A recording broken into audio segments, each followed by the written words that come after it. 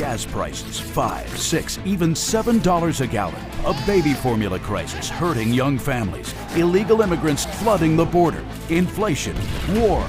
Our country is in trouble. Biden is failing badly. And yet the Democrat Congress ignores our problems, instead spending millions on another partisan witch hunt. It's a disgrace. All right, guys, so I am never surprised by the tricks that the mainstream liberal media will try to play on people in order to push a narrative that is simply not there.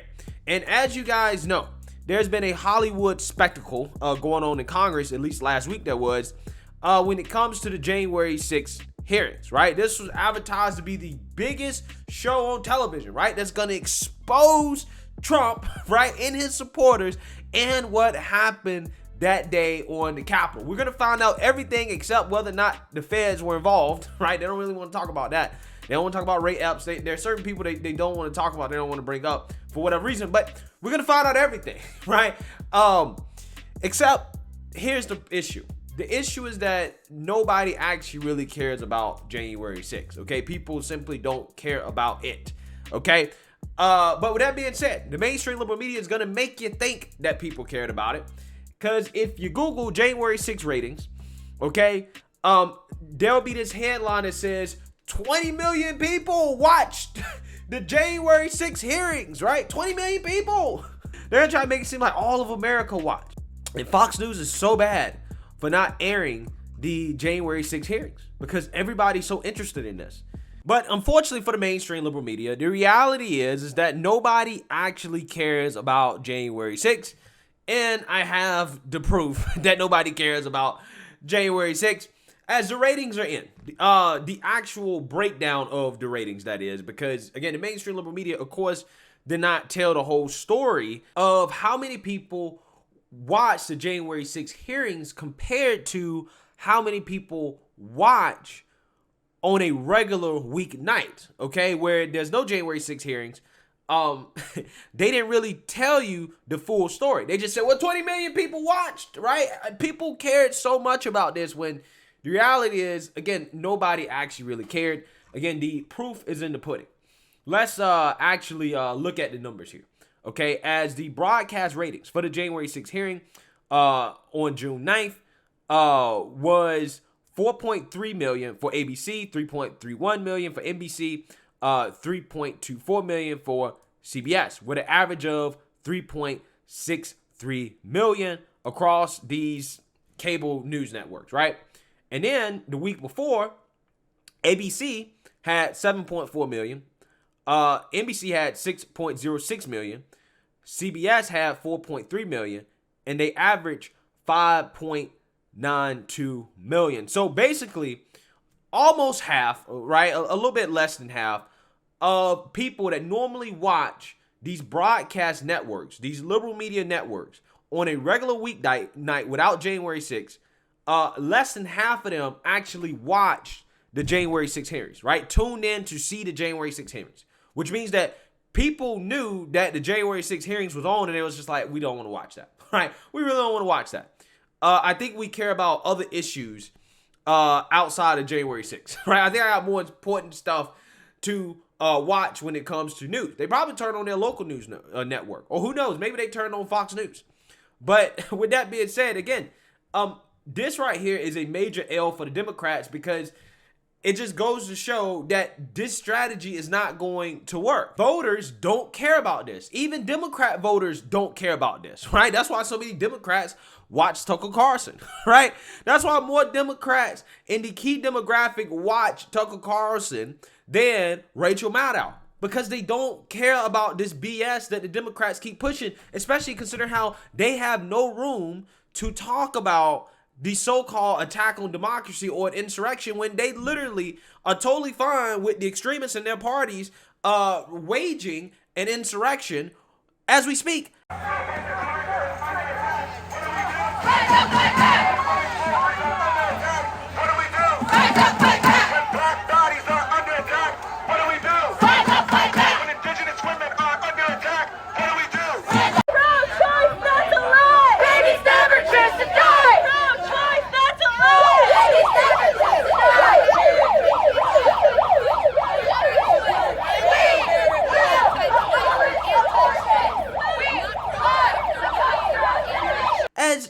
literally, guys, showed up to protest at the Supreme Court today, right, in regards to their upcoming decision in which they're allegedly going to overturn Roe v. Wade, what, a week after the attempted assassination of Brett Kavanaugh? So with that being said, Ron DeSantis went on Fox News and hammered the Democrats for ignoring what is the real insurrection in this country. I think that we have a rule of law in this country, and you don't get to just have a mob descend on a Supreme Court justice's house or try to impede the operations of government because there may be a decision you don't like. That would be considered an insurrection, to stop a court from functioning, and yet they seem to be able to get away with a lot more than if the shoe were on the other foot. So I think it's been really problematic to watch the behavior there. And lawmakers unanimously in the House said we need to bolster their security for these justices, and Nancy Pelosi is stalling on it and said on Friday, maybe we'll deal with that after the weekend, but they should be fine. They have security. They should be fine for the weekend. Well, you had someone travel from, halfway around the country to come and murder Justice Kavanaugh. And that was like not even significant news in a lot of the mainstream media. And not only was it significant because it's an attack on somebody's life, they're trying to change the outcome of decisions that they are concerned that they don't like. And that is just totally antithetical to a rule of law. Facts. Again, how can a Democrat sit here and lecture somebody about, the attack on democracy, okay, when we literally have an attack on democracy going on right now, and they're not saying anything about it, right? Because they agree with it. They agree with this attack on democracy. Again, this is par for the course when it comes to Democrats. Like Ron DeSantis said, they're trying to overturn a Supreme Court ruling, right? The same way that they tried to overturn the confirmation of Brett Kavanaugh, they stormed the Capitol, right? They tried to stop the confirmation of Brett Kavanaugh. But yet the Democrats always telling us about how, the Trump supporters stormed the Capitol to stop the confirmation of the election results, right? So again, tell me, what's the difference? The Democrats started doing that way before January 6th. Democrats laid the groundwork for that, right? They gave the blueprint. If you want to stop government activities from happening, just storm the Capitol. Democrats were the first people to do that, right? So again, you tell me, I don't see the difference, because there is no difference. If January 6th is an insurrection, if that is an attack on democracy, then what is going on right now with these protesters is an insurrection. It is an attack on democracy. They're literally trying to stop the operations of the Supreme Court. They're there to blockade the Supreme Court. To be like, no, you can't function. Okay, that is what they're trying to do. And Democrats, again, they're quiet, right? Nothing to see here, right? Until somebody gets hurt. Until a Supreme Court justice or a clerk or somebody that works there gets hurt or even killed. And then they'll sit here and be like, well, it wasn't us. It wasn't us. That person was a lone wolf, right? Either that or they'll just ignore it. They'll pretend like it doesn't exist, right? I wouldn't be surprised how far the Democrats would go. If a Supreme Court justice, again, Lord forbid this happen, but let's just say a Supreme Court justice actually got hurt, okay, like seriously injured. I wouldn't be surprised if the liberal media doesn't talk about it, if they just don't cover it. I wouldn't be surprised if Democrats don't acknowledge it. I would not be surprised whatsoever. Because the Democrats, there's not a level that they won't stoop to in order to push their agenda.